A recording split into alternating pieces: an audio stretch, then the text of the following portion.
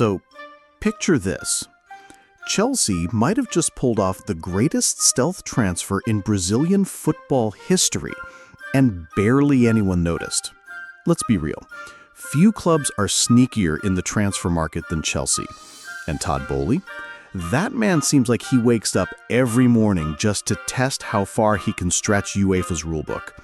He shelled out nearly 2 billion euros on over 50 players in less than 3 years, somehow dodging any serious heat from FIFA.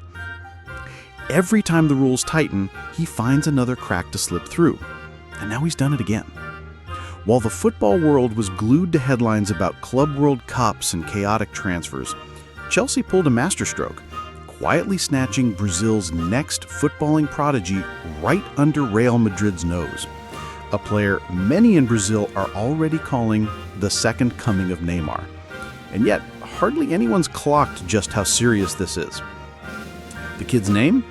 Estevão Willian. But in Brazil, they just call him Messinho because that's how big the hype is.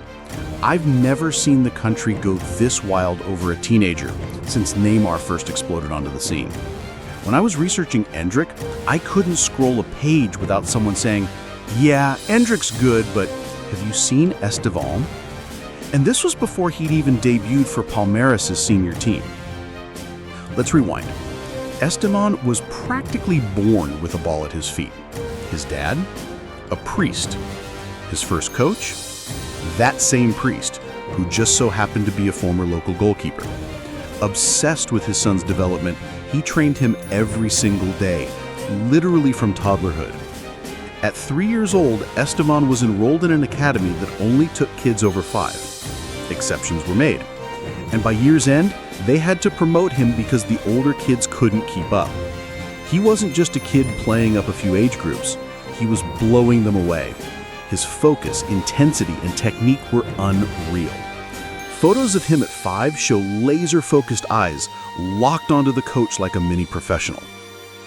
Other parents began skipping their own sessions just to watch Estevão. Soon, rival managers were begging to have him banned from their leagues because their teams simply refused to face him. He was too good. It wasn't fair. Word spread. Mini Messi, they called him.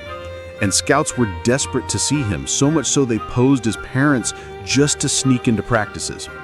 Eventually, the club gave up and just made the sessions public. At 9, clubs began bidding. By 10, Palmeiras and Cruzeiro were in a war over his signature.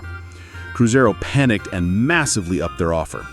They even moved Estevão's entire family 6 hours away, housing and sponsoring them fully. That same year, he signed with Nike, becoming the youngest Brazilian to do so. Neymar got his Nike deal at 13. Estevão beat that by a mile. But here's where it all got messy. Cruzeiro's management, deep in debt, gave away parts of Estevão's transfer rights to agents, totally illegal under FIFA rules. The worst part? He was too young to have legally signed anything. But Cruzeiro pressured the family anyway and promised a cut of the money. When things blew up and the deal went to court, they didn't back the father. They blamed him, tried to make him the fall guy. He nearly got jailed. So when Estevão finally turned 14 and could sign legally, his dad packed up and took him to Palmeiras. Cruzeiro's president went on TV trashing the family. But justice was served. Estevão's father sued them and won. That year, Estevão helped Palmeiras win the U15 state championship with a goal in the final. The next season, still technically 14, he was promoted to the U17s and immediately started wrecking defenders, scoring 5 goals in his first 91 minutes. Then they bumped him again, this time to U20 matches, and he just kept scoring. Hat tricks, solo runs, assists. The hype was becoming reality.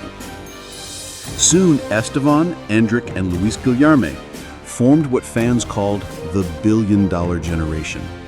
And while Endrick got most of the spotlight, Estevão quietly matched or even outshone him at every level. Even when injured, he kept grinding. It was revealed later that he'd played the final stages of a tournament with a broken toe, injecting painkillers just to finish the season. At 15. He eventually debuted in Brazil's U20 Copa and even scored a banger. Not long after, he dominated the U17 Copa do Brasil. Goals, assists, free kicks, volleys, you name it. By 16, he had lifted more youth titles than most pros do in their careers. Then came his pro debut in the Libertadores. He scored. Became only the third player under 17 to do so. Then came more goals, more assists, until finally Palmeiras couldn't deny it anymore. He wasn't a prospect, he was a star. So of course, every European super club came knocking. But Real Madrid was out. Turns out their head scout and Estevão's agent don't speak. PSG, scaling back. Bayern, not bold enough. City, still stalling. That left Barcelona, his childhood dream. But Barca had a problem. Money. Chelsea didn't. They offered Palmeiras a deal too good to refuse. A full payout now, with Estevão staying for a year to continue his development. Barcelona couldn't match that. And just like that, Chelsea secured Brazil's next generational talent.